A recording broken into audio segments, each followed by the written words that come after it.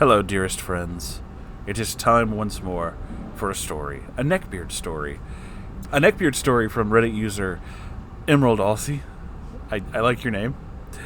And, this is called The Ballad of Squirrel Beard, Part 1. The Meeting of SB. There's a lot of things that drew me to this. First off, obviously the name Squirrel Beard, because what does that mean? Is it a squirrel with a beard? Do squirrels live in the beard? I have several questions, so I really want to find out. And the other reason that drew me to this is something you'll find out very quickly after we start reading, mainly because I'll talk about it. But let's get into this together, shall we? This is Squirrel Beard.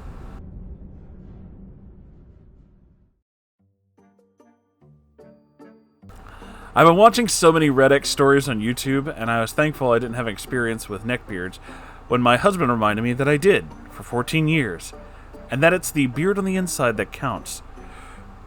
First off, hi Redex, I'm stealing another one of your stories. And secondly, OP, we call that the Fed Aura. I should know. Pretty sure I made it up.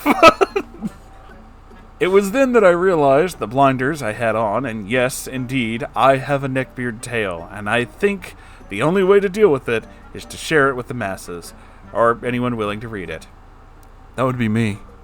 Hi, I'm that weirdo. I'm going to start with the introduction, and if anyone wants more, I'll continue. It's a story that encompasses my life from the ages of 14 to 28. I'm 38 now, so it's quite a tale. So let's start at the very beginning. I was 14, just starting high school. And our cast of characters. Myself, 14-year-old female with divorced parents. I had terrible self-esteem, very into Sailor Moon, Power Rangers, stupidly had just moved in with my abusive biological father, and was expected to be a trophy daughter and deny everything I liked and wanted to be. Prime picking for any male attention. Very into Sailor Moon and Power Ranger. Are you sure we're not, like, best friends? Because it sounds like we might be best friends. You say Gundam Wing, and we're definitely best friends. I'm just saying. Squirrel Beard. 16-year-old band geek. Like manga, anime, played Pokemon cards, because most guys in 1998 did. True. The object of my misguided affection. That's really it for part 1. This literally just covers me meeting SB in my first year of high school, and why I would get involved in this 14-year dumpster fire. Alright. The cast will change over the next 14 years, if we continue this saga. But with that, let us begin. To understand a little about my mindset at the time, you need just a little bit of backstory about me. I had a tale of 2 childhoods. My mom was absolutely amazing, albeit overprotective. I understood later that this is because my biological father often threatened to kidnap me when I was a little girl. Oh, he sounds really fucking nice. At age 14, mother and daughters tend not to get along, and 14-year-old girls do not like to feel overprotected. I also did not yet comprehend the level of abuse I would suffer after moving in with biological dad. The abuse up to this point had been gaslit away. It had only been in recent years I understood the level of abuse I suffered in his home, and that his home had always been the polar opposite of my stable home life with my mom. This is important because you need to understand the upheaval I stupidly caused to my own life at this point in time. I mean, you were a teenager, and rule 1 with anything that we've ever talked about is teenagers always make dumb mistakes. I should know, I also was once a teenager and made very dumb mistakes. I was new to high school and in a new, abusive, and chaotic home environment.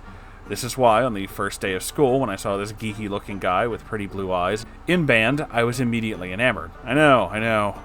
This boy would turn out to be Squirrel Beard, and this moment in time would change the course of my life in ways I never imagined. I really should have stayed on the swim team and dropped band. I was painfully shy and insecure, and I think SB realized that pretty quickly. He saw me reading manga, which was a little hard to come by in the late 90s. It wasn't everywhere like it is now. And he was very intrigued. He started talking to me about manga and anime, and over the next several weeks, he asked to borrow my manga and even went as far as protecting me when the other first-year students went through hazing. We were percussionists and newbies, and were rounded up and put in the drum room. Lights were turned off and drumsticks thrown at them. I'm sorry, is this just a thing that happens? Why? SB warned me that this was about to happen and took me into a practice room to protect me. We didn't actually practice. He showed me his Pokemon cards and we just kind of hung out. He would also go out of his way to be a gentleman and do things for me, like picking up drumsticks and mallets off the ground. He seemed irritated when I told him I could do this myself. A few months into the school year, I thought for sure that he was about to ask me out. He seemed interested, and I was doing everything to show that I was, but to my utter horror, I found out he was dating a close friend, also in percussion. At 14, almost 15 by this point, it seemed like the end of the world. Little did I know this was the tip of the iceberg of what was about to happen. Also during this year, there were rumors he did some stuff with another female percussionist in the back of the band bus against her will. Whoa! Whoa! That's a... Whoa, okay. I don't know if this is true, but knowing what I know now, I tend to think it probably happened. That's deeply concerning. Most of the year was me pining for SB and him paying attention to me at his leisure, just enough to make me think that I had a chance. By the end of year 1, he was single again, but was leaving the state for most of the break to visit family, so I wouldn't see him again until band camp just before year 2. That's a small introduction to SB, but I feel I've brushed the surface with this saga, and so I will probably share part 2 tomorrow, if there's even a bit of interest. Part 2, we meet the teenage Neckbeard that gets involved with SB and changes the course of his life and solidifies him as a Neckbeard forevermore.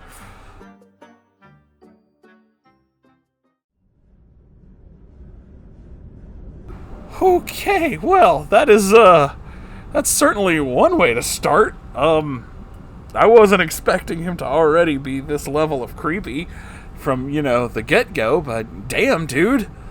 Holy shit. I really was kind of thrown with that. First, a lot of these tend to start in the same way. A lot of, Neckbeard stories, especially when you first meet the Neckbeard, tend to start with him being like, typical weirdo kind of dorky guy. Pretty harmless. Weird, but harmless. Not a big deal.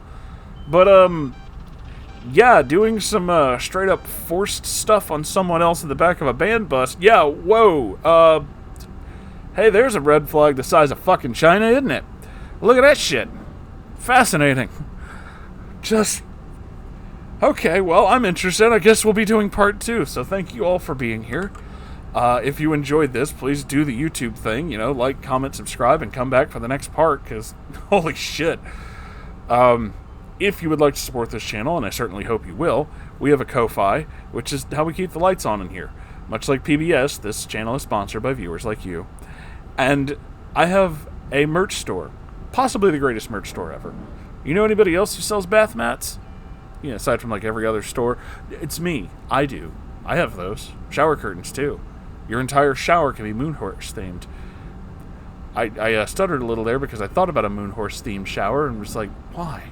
But then I realized I could do that. I could make that horrible thing a reality. Which is something I do, I guess. If you would like to see these things recorded live, i.e. hear me fuck up all my lines constantly, you can do that too. We stream on Twitch every weekend. My wonderful fiancé and I play games, read weird things, and then I read stories like this. If you have your own story to send me, r/Moonhorse Stories, you can send it there. I will very much see it, and it could be possibly made into a video, like this. I'm not sure what happened with all those sentences. Things just kind of happened to them. They're technically correct, but weird. Anyway, I'll see you in the next video. I love you all. Goodbye.